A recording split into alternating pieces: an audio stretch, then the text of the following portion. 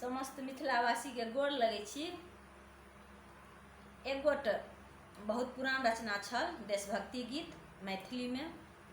आओ अहाँ सबके सुनबै छी। नीक करे के प्रयास करब। स्वतंत्रता दिवस के अहाँ सबके शुभकामना। आशा करै छी नीक लागत। नीक लागे तो चैनल के सब्सक्राइब करब। जे नहीं केने छी से करब। ओना अहाँ सब कऽ दै छियै। चलू अब सुनै छी। एहन सुंदर भूमि भारत के देशवा से, भारत के देशवा से मोरो प्राण बसहिंद देश रे बटोहिया।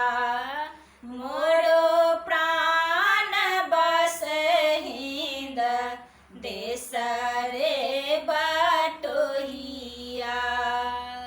हिमा के हिमालय देखू, हिमा को तबलबा से, देश को तबलबा से झीर झीर हिमा झहराबई रे